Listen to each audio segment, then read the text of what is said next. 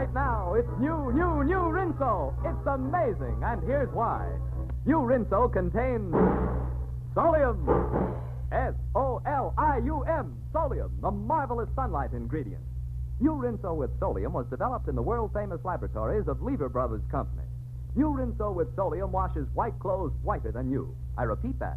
White clothes come out whiter than brand new. And furthermore, New Rinso with Solium makes washable colors look brighter than new. And I repeat that. Washable colors look even brighter than brand new. No other soap in the world can make these claims because no other soap contains Solium. New Rinso is so safe for clothes, so kind to hands. Don't delay. Get it right away. New Rinso with Solium.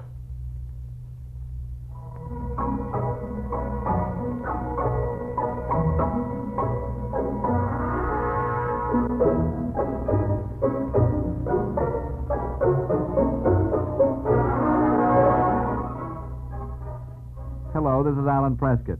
What are you doing tonight? Well, you could spend your time thinking about going on a diet. As long as you only think about it, it's all right. Don't do what I did. I went on a diet on Monday, and here it is Wednesday, and I've lost every close friend I ever had and very little poundage. My life is surrounded with grapefruit and black coffee. Well, anyway, before we get into our records and transcribed commercials, leave me toss a few happier suggestions your way. In the music department, we have Hilda Summers, a pianist who's ready and willing to run up and down her scales at 8:30 at Carnegie Hall tonight if you want to go. If you'd rather go to the movies, Green Dolphin Street with Lana Turner and Van Heflin open today at the Criterion Theater. I'll tell you more about that tomorrow. If you'll admit to being over 29 and a half, and I bet you will, there's an item that'll bring tears to your eyes. Rudolph Valentino is back on the screen. Valentino's picture, The Son of the Sheik, is playing at the Old Knickerbocker Music Hall on 2nd Avenue at 54th Street. They tell me that they've put a special musical soundtrack with it, and you can supply your own flapper or finale hopper sounds because that's what you were the first time you saw it. By the way, speaking of sounds of adoration, I've noticed in a certain midtown street that there's a gathering of little girls in the front of a building. They're there at noontime, and they're still there when I come over to the studio, and they're still there when I go back. Last night, I asked the doorman across the street what they were doing there, and with a curl of his lip, he told me that Frank Sinatra lived in that building, and that those youngsters just waited all day and most of the night to get a glimpse of him. You know, I think that's sad. I think it's sad for the youngsters, and it must drive Sinatra slowly crazy. Oh, that was not among my suggestions for you to do tonight. In fact, the rest of my suggestions are for tomorrow. There's an auction at the Park Benair Galleries of Egyptian, prehistoric, and dynastic art, in case you want some for your antimacassar, at 2 p.m. And at 1 o'clock, you girls can run over to the Plaza Terrace room and pay for lunch and look at a lot of new hats. Boo. Right now, however, here's a suggestion for the moment. Al Jolson, the famous singing star, says, Schaefer is the finest beer I ever tasted. Al Jolson is just one of the many folks everywhere who say that Schaefer beer is the finest beer I ever tasted. And we say it's the finest beer we ever brewed. In Hartford, Bridgeport, and New Britain, this finer Schaefer is what they're getting. Bronxville, Crestwood, Tuckahoe. Schaefer is the beer to know. It's that finer taste by heck that sold us in Mamaroneck. The folks up in Schenectady say Schaefer is the beer for me. On the level, folks, every day, everywhere, more people are saying the Schaefer beer we are brewing is the finest beer they ever tasted. But don't take my word for it. Try a glass of Schaefer and see for yourself. Compare it to any other beer, domestic or imported. But just try it. Finest beer I ever tasted. Finest beer we ever brewed. That's Schaefer. Try it.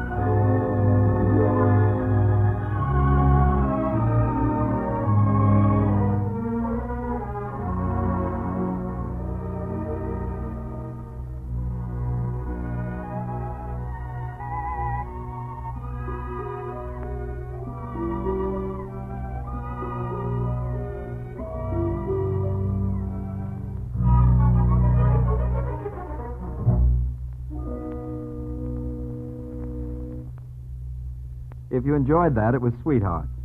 Have you any idea what week this is? Well, it's National Letter Writing Week, so help me. If you write one letter a year, I suppose this is the week to do it. I don't know why we have to have a National Letter Writing Week, in that most people seem frantic about writing letters any week in the year. But anyway, I thought you ought to know that that's what this week is. You know, I'll be glad to write anybody a letter. In fact, I bet I have, and I'll be glad to do all the things designated by various groups if they'll only leave me one day which doesn't have to be celebrated. Do you feel that way? We have National Laugh Week, Donut Week, Mother's Day, Father's Day, and so help me, Miss Catherine Smith has recently demanded that we dedicate a day to Grandmother.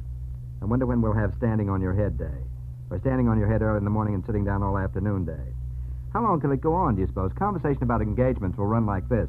Hello, Minnie. I'd like to see you on Wednesday. Minnie will say, can't Wednesday, it's pretzel day and I'm looking for a new angle.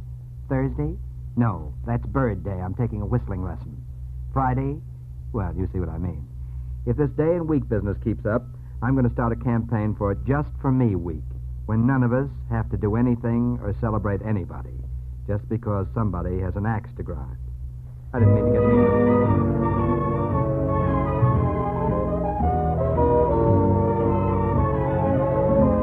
Wish I were back again with all those sweet and simple folks I call my kin. In Kokomo, Indiana, well, if it isn't Pop, hi, Mom, you always had the cutest grin. In Kokomo, Indiana, just look at Rover wag his tail. Gosh, he remembers me. And get a load of Sister Grace. You can't see the freckles or the jam on her face. How would you like to go and see that old Wabashful beau you used to know? In Kokomo, Indiana, wouldn't you just as soon go out and spoon beneath the Hoosier moon? Oh, what a moon! For all of the many reasons that I've mentioned heretofore, my heart will always be in Kokomo. And of course, you know, the town of Kokomo will always be in, definitely in Indiana. Wish I were back again with all the sweet and simple folks I call my kin. In Kokomo, Indiana. Well, if it isn't Pop, And hiya, Mom. you always had the cutest grin. In Kokomo, Indiana. Just look at Rover wag his tail. Gosh, he remembers me. And look, get a load of Sister Grace. You can't see the freckles or the jam on her face. How would you like to go and see that old Wabashful beau you used to know? In Kokomo, Indiana, wouldn't you just as soon go out and spoon beneath the Hoosier moon? My, what a moon. For all of the many reasons mentioned heretofore, my heart will always be in Kokomo. And of course, you know, the town of Kokomo will always be indefinitely in Indiana.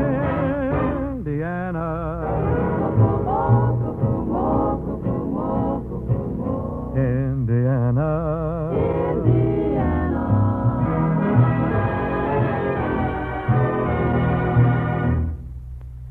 It seems a little silly to tell you that was that boy who sings so well. You know, Mr. Crosby.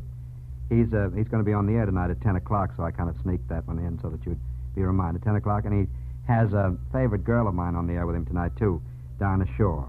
Mr. Crosby at 10 p.m. Not to switch too fast, but are you colorblind? I know it's none of my business, but in the Navy they told me that I was red and green blind. Of course, I knew that was silly because they tested you with a Japanese color chart, and I'm sure that my red and green blindness was just another plot on the part of the Japanese. Anyway, the reason I mention this at the moment is that I've been reading a book by Louis Cheskin, Cheskin, and it's called Colors, What They Can Do For You. Do you know what colors can do for you? Well, they affect your appetite, your disposition, and even whom you marry, well, one way or the other. In fact, there's a definite established fact that black horses have been found to be affected by heat more than horses of any other color. The white horse suffers from heat least of all. You see, black absorbs heat and white reflects it. Color preference tests have demonstrated that reds, violets, blues are liked much better than oranges, yellows, and greens. Among men, blue is the first choice. That was a surprise to me, and the girls' favorite color is red. I thought it was the other way around, didn't you? Mr. Cheskin demonstrates in his book how color affects the work you're able to do in a certain room, the pleasure you take in living in another room, how it affects your health and disposition. He shows how important color is in merchandising, you know, how they make the packages, and how you can actually mark the difference between success and failure with color. I should think housewives and businessmen would be tremendously interested in this book. Of course, I was interested particularly and found out that it's already changed my life. You see, last Tuesday, I had a singular lack of success socially. I thought I was charming. I spent a great deal of money. I even told a story that was rather witty. Well, fairly witty, but I was not a success. Know why? Necktie, wrong color. Oh, just a second. I want you to listen to this. Everybody needs a holiday. So come along with the November issue of Holiday Magazine to the old line state of Maryland. See all of its attractions, from the stately mansions of the Eastern Shore to the bustling highlands of the Cumberland Gap. Visit aristocratic Baltimore, a city which trades with Yankee shrewdness but lives with Southern grace. See the capital city of Annapolis, the Athens of America, a quaint village whose quiet streets are still lined with picturesque 18th century homes. Enjoy the colorful, pulse-quickening spectacle that is the United States Naval Academy, imposing home of brave traditions and 2,400 precision-drilled midshipmen. See every nook and cranny of beautiful Maryland in the latest Holiday Magazine. 38 lively pages, 120 eye-filling photographs, many in breathtaking full color. Enjoy it along with the many other exciting features in the November issue of Holiday Magazine, now on your newsstand. Get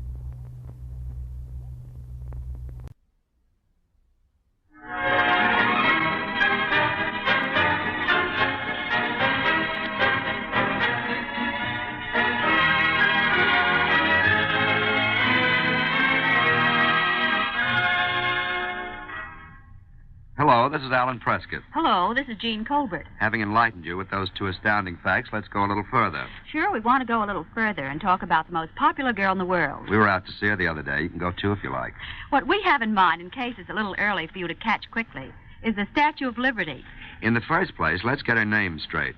The lady's proper name is the Statue of Liberty Enlightening the World. How'd you learn that? Well, I just read books all the time. And this liberty was given to the American people by the people of the Republic of France as a symbol of the alliance of the two nations. See how much I know. Oh, sure. Some symbol, by the way.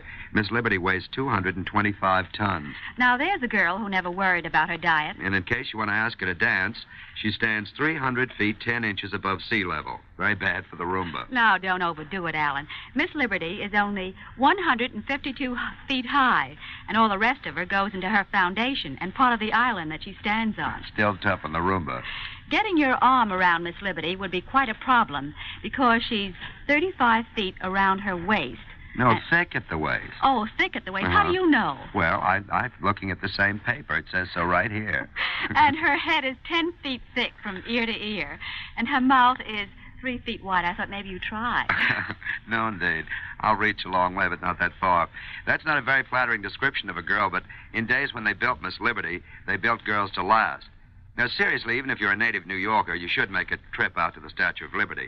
You can go out there and back in surprisingly little time. Why, sure. It only takes 45 minutes for the round trip from the Battery, and you should allow yourself about an hour to sightsee around the statue. Oh, and right here, there's a rumor we'd like to scotch, too. It's been erroneously reported that the arm of the Statue of Liberty is closed because it's been condemned for structural reasons. That ain't true. They told us out there that the reason Miss Liberty's arm can't be climbed into is, in the first place, it's rude, and in the second place, you have to go up a 40-foot ladder. And if you've ever tried to pass anybody in the middle of a 40-foot ladder, why, you know that it has nothing to do with the love of life, liberty, and the pursuit of happiness. We brought all this up about the Statue of Liberty because it was just about a year ago that the old girl was lit up again. I think Alan puts that rather bluntly. Uh-huh. Miss Liberty was lit with electric lights and not 2 or 3 barrels of champagne, as you might suppose. Incidentally, Samuel Hibben, the Westinghouse director of applied lighting, who had the rather large problem of getting Miss Liberty lit, ran into an awful lot of obstacles. One of them was a 60-mile-an-hour wind which blows around the torch, and then the terrific heat created by the cluster of lamps within the unventilated torch is quite a problem, too. In other words, it wasn't as simple as lighting up Junior's Christmas tree. The reason we tossed all this in your direction is that we think a visit to America's most famous statue is worth your while. Did you know that in 1945, 500,000 people thought it was worthwhile to go and see her? Gene, I kept thinking we were out there about the last time I visited the Statue of Liberty. You know, some time ago I had a summer job, and Saturdays off were very precious. But I had a little cousin come to visit me from Springfield, Massachusetts. Oh, how nice. Well, yes, I thought so, too. My mother pointed out that I was duty-bound to entertain the little girl, and ducking the job herself, she made me take my little cousin out to the Statue of Liberty. It was an awful chore, but I went through it with grim cheerfulness. Well, did your cousin... Like the Statue of Liberty. And she said, "Oh, I think it's all right, but it ought to be in Springfield, Massachusetts." I have a Statue of Liberty story, too. Years and years ago, a long, long time ago, when I was 5 years old... Oh, it's not that bad. Now, come. I had the whooping cough. And at that time, there was a superstition that if you took a sea voyage, you'd get rid of the whooping cough. I never heard of anything like that. Is that right? Mm-hmm. So my mother took my twin brother and myself, we both had it, on a daily visit to the Statue of Liberty for 6 weeks. The caretaker couldn't figure the thing out, and he finally reported us as suspicious characters. I would love to have heard your mother try and get away with an explanation for what she was doing. You don't know my mother. I'm sure she convinced the attendant so that he wanted to sell extra tickets to whooping cough patients. You know, Gene, outside the Statue of Liberty, I didn't mean to rush in and change the subject that fast. I thought that was very funny, Gene. You did? You I liked that whole thing, yeah. Gene, outside the Statue of Liberty, I think one of the most astounding sights in New York is the gardens here at Rockefeller Center. So do I. Isn't it wonderful in the middle of a great big city? You can come out and look at all those beautiful flowers. And the thing that's always struck me as perfectly amazing about this garden... Well, they are perfectly amazing. No, you know what's surprising? Nobody ever seems to swipe the flowers. I think that's pretty wonderful. I do, too, and in a town where you're told to keep off the grass or not to walk on the certain side of the street, they don't find it necessary in Rockefeller Center to put one keep-off sign. Did you notice this morning the Easter lilies are in? What'd they do with all those tulips? The tulips. Oh, tulips, I said, didn't I? Tulips. Tulips. Well, don't you know what they do with the tulips? No. The gardener, Mr. Van der Hoek, Mr. Van der Hoek? Mm-hmm. Should we spell it? Yeah, how do you spell his name? V-A-N-D-E-N, capital H-O-E-K, Van der Hoek. Honestly, Jean's so remarkable. She knows how to pronounce all the languages. She pronounces French very good, too. Oh, oui. Well, Mr. Van der Hoek told me that they take the tulips up and they dry them, and then they replant them on the roofs of Rockefeller Center. Oh. Say, Alan, how many tulips do you think there are around Rockefeller Center? Let me see, about a dozen. Oh, you're almost right. There were 6,000 tulips. Well, that was a good guess, wasn't it? Say, I want to talk about what everybody's going to see in those gardens tomorrow. Oh, yeah. There are more than 1,000 white Easter lilies. They have on them from 5 to 8 full-blooming blossoms. Now, let me see, that's about 8,000 lilies. Well, perhaps 8,004. You can have the extra 4 lilies. Oh, thank you. You're most generous. Thank you very much. Not only are there flowers, but there are going to be big doings on tomorrow. The Rockefeller Center choristers. What are choristers? Choristers? Don't you know what choristers are? No. Choristers are people who sing. Oh, yes. Anyway, the Rockefeller Center choristers, 165 men and women employed at the center, are going to sing at the United Easter Dawn service, sponsored by the Greater New York Federation of Churches, at the Radio City Music Hall. What time's that? At 7 o'clock on Easter morning. Oh, that's definitely a dawn service, isn't it? Gene, let's buy Rockefeller Center. Okay. It only costs $59.5 million to build, but I suppose we could get some of that knocked off because it's used now. I've never gotten over the feeling of wonder about Rockefeller Center. Do you know, Gene, that the rentable area, all the area they can rent, in Rockefeller Center would triple-deck Fifth Avenue from Washington Square to 120th Street? Well, do you think it's going to lie down? Well, not for a minute, anyway. Oh, here's another fact that may astonish you. The steam used annually in Rockefeller Center would heat 2,000 six-room houses for a year. 2,000 six-room houses? Mm-hmm. Oh, now you're just showing off. Say, I know a few things about the place myself. Did you know that the Center Theater has the world's largest chandelier? How big is it? 20 feet in diameter, and the chandelier weighs over 6 tons. You needn't worry about the center sinking into the ground, either. Thinking, why not? Well, because the buildings in Rockefeller Center are 400,000 tons lighter in weight than the rock and the earth that they took out when they built the center. See? I think that's a very interesting thing. I've always worried about that. I thought they kind of loaded the earth down when they put up all this structure. You know, Gene, I think that all this knowledge packed in your fluffy little head would make you dizzy. Oh, I have more if you like it. Oh, let me buy the property and go over it at my own convenience. Say, Alan, do you know that the Milkmaid Company and only Milkmaid uses real honest-to-goodness, pasteurized cow's milk and cream in beauty preparations without having it turn rancid and without it losing its potency? Did you know that? How'd we get into this? Well, nothing like this has ever happened to your skin. Nothing's happened to mine as far as I can see. It's right there on my face. All this is for girls. Oh. Alan, you look at the packages while I talk about Milkmaid. All right. Milkmaid cleansing milk does new things to your skin. It's made from 80% pasteurized milk. Just imagine that, 80% Very pasteurized pretty package. milk. I like this. You just smooth it on, you rinse it off, and your face feels tingly clean. It gives it that tingle, Here's some stuff in a bottle. What's this stuff? Oh, that's the next thing you use. That's Milkmaid Emotion. It is? Sure it is. And after you use the cleansing milk, you soften and protect your skin with Milkmaid Emotion. I do? Why, certainly. Milkmaid Emotion absorbs quickly and leaves an exquisite base for makeup. It's a grand powder foundation. Smells good. Just the right touch, too. And when you use these preparations, take a look in your mirror and then see what a beautiful difference in your skin. It looks fresh, it looks alive, it glows. Oh, glow on. The one thing you probably wouldn't know about, Alan, and I do because, from my own experience, it's the new kind of skin feeling and the new beauty satisfaction that these Milkmaid products give a woman. That's why we're pleased to have Milkmaid as one of our sponsors. As our sponsor, period. As our sponsor. After using Milkmaid on your skin, your complexion has that well-scrubbed, clean feeling with that appealing and delightful glow that comes from deep-down skin cleanliness. Nothing like this has ever happened to your skin. Gene, did you say where to get it? I didn't, but I am going to now. Oh. Milkmaid preparations are sold at Bonwit Teller, Saks Fifth Avenue, Lord & Taylor, and at McCreary's. As a matter of fact, you can get Milkmaid at better department stores and specialty stores. There we are. Oh, Gene, wait a second. Here's a jolly little bit that was sent in. Listen to this. It begins with the title, Let's Get Better Acquainted with Beets. Beets are a jolly vegetable. I don't believe it. Now let me see that. There it is. It does. It says exactly that. Not only that, but it says, beets are a member of the goosefoot family. Is that good? Well, it must be, because the goosefoot family includes chard, spinach, and other distinguished vegetables. If they're so distinguished, why do they have such a silly name? Well, it says right here that these vegetables are called goosefoot from the shape of their leaves. I can't wait to face my next spinach leaf to see if it's goosefoot shaped. Here's something else that I'm fairly happy about. Yeah. Do you know, Alan, that mushrooms are the sitting-down member of the vegetable family? Well, it's not one of the things I have tattooed on my right arm, but what brought it up? This note I have here says that the mushroom is always round-shouldered and hunched over, and an example to all other members of the vegetable family of what can happen when one spends one days with a droopy outlook on life. With a comment like that, any self-respecting mushroom could sue for libel. Oh, no. They cover themselves right there. Yeah. They ramble on to say, and I quote, Yeah. Though mushrooms may be round-shouldered, they're no slouch when it comes to flavor. This is making me ill. It is? Well, wait till you hear this one. Yeah. Here's another quote.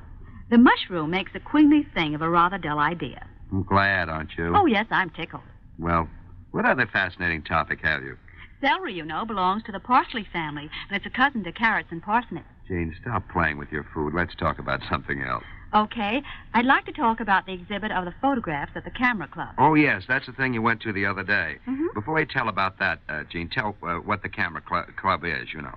Well, the Camera Club is the oldest incorporated organization of amateur photographers in America. It has one of the largest photographic libraries in America. And ever since 1884, the Camera Club has been a meeting place of people who are camera crazy and film crazy. Did you see a lot of pictures up there? Why, yes, I did. There's an exhibition of photographs by W. Eugene Smith. W. Eugene Smith? Who's he? Oh, Alan, W. Eugene Smith? That Why, him. he's that wonderful life photographer who took so many magnificent war pictures in the Pacific, remember? Oh, yes, all those wonderful pictures in life. Well, I guess he didn't take them all, but he took a lot of those pictures in life. The exhibition is really a joint exhibition with his mother, Nettie Lee Smith, Oh, incidentally, Mrs. Smith, his mother, does all of Gene Smith's processing, developing, and printing. Well, what were the pictures about, Gene? Were there war pictures, all of them? First of all, there were some excellent pictures of well-known people. There's a swell action picture of Betty Hutton, and there's some pictures of Hazel Scott and Vincent Price, the movie actor, and one of Paul Robeson. Oh, yes. You mean they're all portraits, then? No. Practically none of the pictures were posed for. For instance, there's one of Wendell Wilkie asleep on a couch. Huh. What else did you say, Jane? I saw those war pictures, and they were simply marvelous. Oh, these are the ones he took out in the Pacific, Mr. Smith.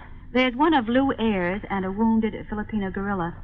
And then there are beautiful pattern shots showing tracers and bursts of anti-aircraft shells over Okinawa at night.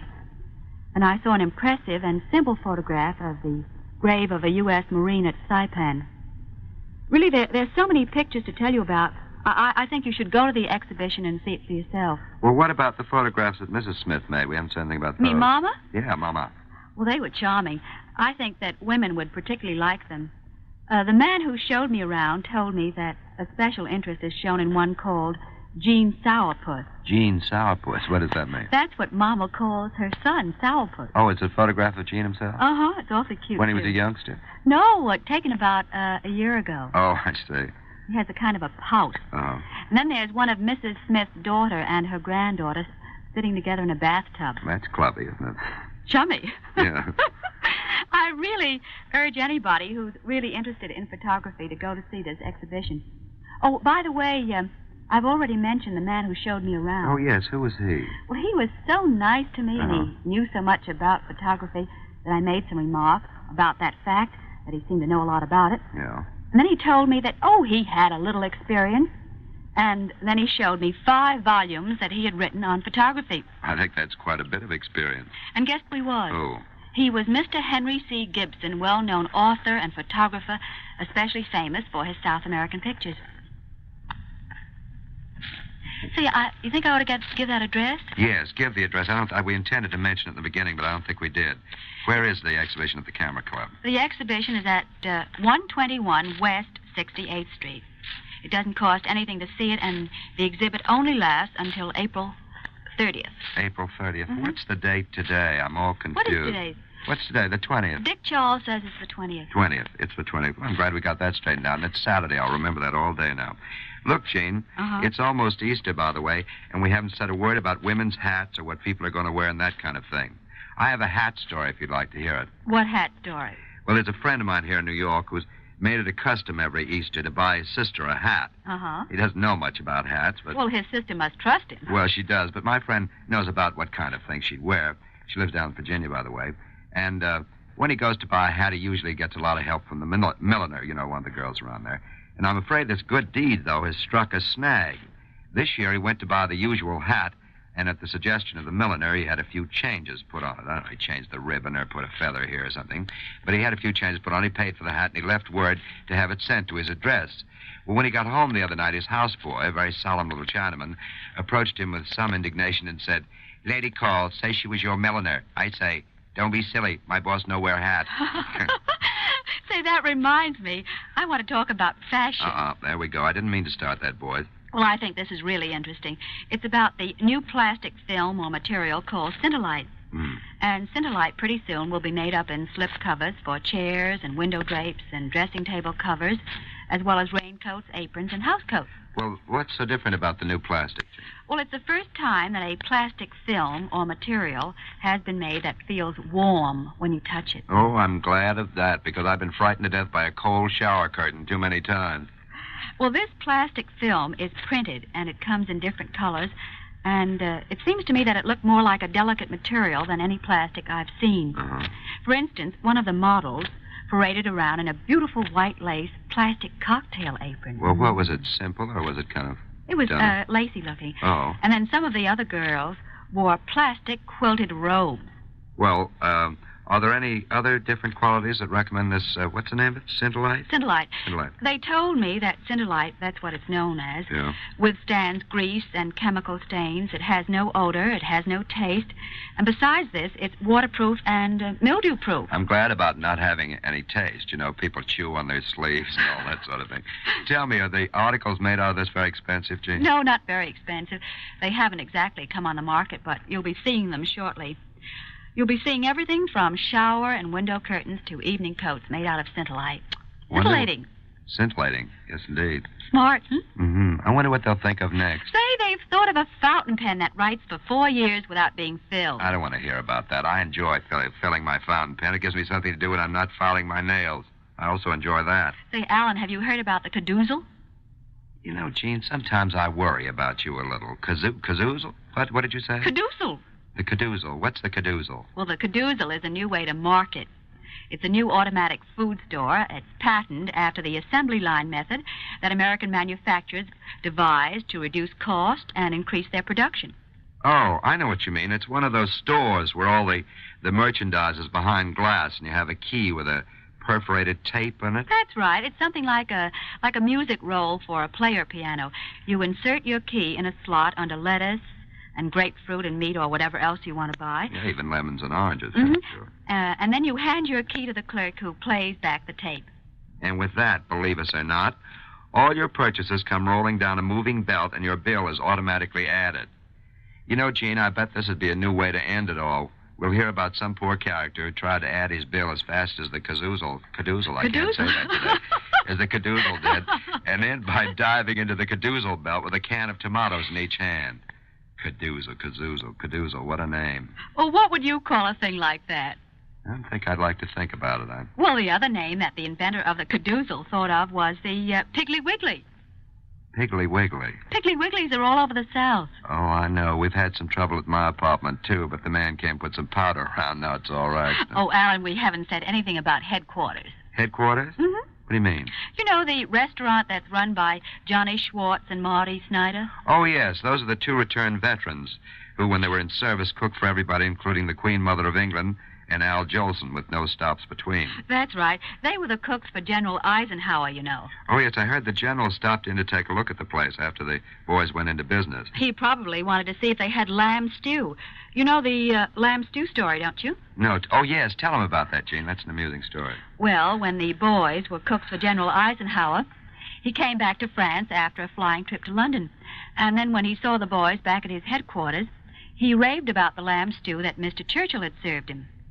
The boys felt that they weren't going to be outdone by anybody, so they put out a lamb stew the next day themselves. And when the general wanted to know how they knew that he liked lamb stew, the boys spoke up and said that that was one military secret that General Eisenhower had let out after his conference in London. So now lamb stew is one of the specialties at headquarters. You know, I understand the place is practically the crossroads of the world. In that if you're looking for an ex-GI pal or some guy you had a drink with in Timbuktu, you'll probably find him at headquarters. Oh, it's practically loaded with generals. All the more reason for going, boys. If you'd like to see a general when you don't have to stand up, sit down at headquarters and watch him mull through his lamb stew. Well, Alan, the way you go on, you think they don't have anything but lamb stew.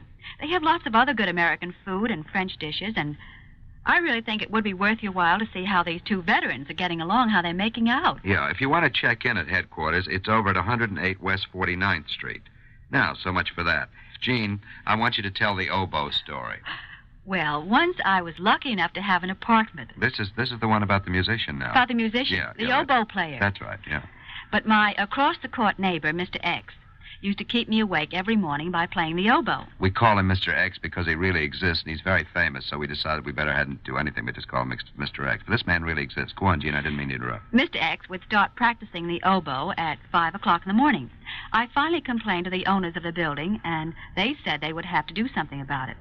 Well, I sent in a letter, and I received a very snippy letter. They informed me that I had no right to complain, that I should consider it a privilege to hear the most famous oboe player in the world, no matter what time in the morning, and if I didn't like music at 5 in the morning, I knew what I could do. How do you like that? So I made up my mind that there would come a day when Mr. X and I would meet. Shortly afterwards, I was leaving the house, and I was followed by a man carrying a little black case. I turned and said, "Now, look here, Mr. X. I said there would be a day. You've just got to stop that oboe playing." Shrill, ain't she?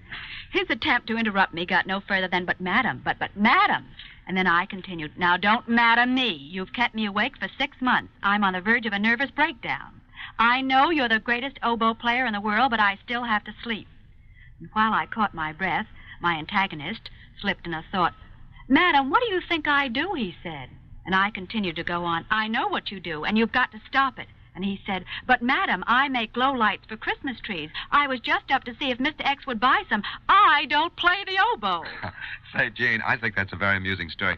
Gene, hurry up because we're going down to meet Don McNeil. Oh, boys and girls, Don McNeil's coming in from Chicago on the Century, and he's going to broadcast that Breakfast Club from Madison Square Garden tomorrow. We're going down to meet him. Oh, and I want to remind the girls about Milkmaid beauty preparations. When you use Milkmaid, nothing like that has ever happened to your skin. It's wonderful. There we are, Gene. It's about that time. Get your it things. is? Yeah. Well, this is Jean Colbert. Well, this is Alan Prescott.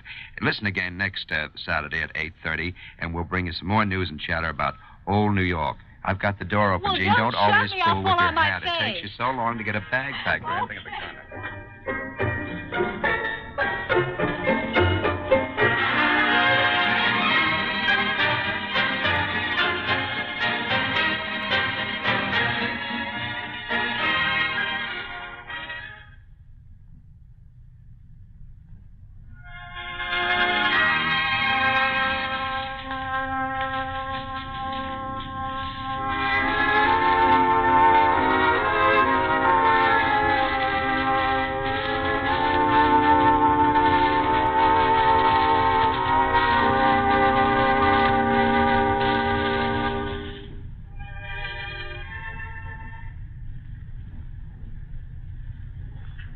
WJZ, New York.